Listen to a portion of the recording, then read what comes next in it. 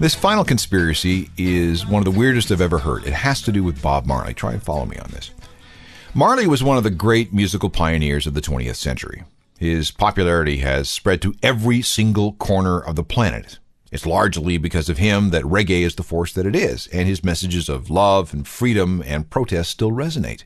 His influence upon music is pretty much beyond calculation.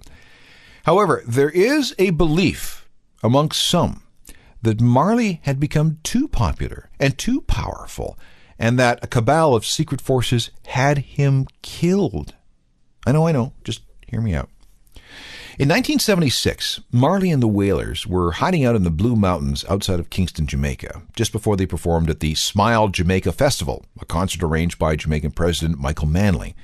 The goal was to ease tensions between two political groups who were basically at war. 2 days before the show, this would be December 3rd, 1976, Marley and his family were attacked by unknown gunmen. Bob received minor injuries. His wife and his manager were hurt quite badly, but fortunately everybody recovered.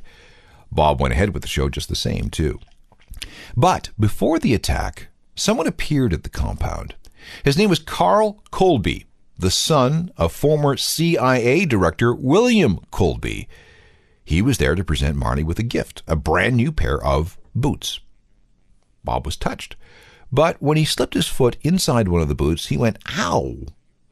Taking a look inside the boot, he found that his toe had been poked by a piece of copper wire, and it left kind of a nasty wound. The following year, Marley injured his foot while playing soccer, apparently the same toe that had been poked by the copper wire. The fact that he hurt his foot while playing soccer is absolutely undisputed. The fact that the injury wouldn't heal properly is also undisputed. It was actually pretty bad. A visit to a local doctor said that the toe could not be saved and that it would have to come off. Marley, as a Rastafarian, did not believe in amputation, so he refused. God would take care of it. But apparently, some kind of cancer had already set in. Over the next 4 years, it would metastasize throughout his body, eventually reaching his brain. But before he died, Marley sought out all kinds of treatment. One of his doctors was a Dr. Joseph Eisels, a German. It's alleged by some that he had worked under Dr. Joseph Mengele at Auschwitz. It's also alleged that Dr. Eisels provided some very unusual and painful treatments. In the end, Bob could not be saved, and he died on May 11th, 1981. But how do you go from an injured toe to brain cancer? See, it all goes back to that boot.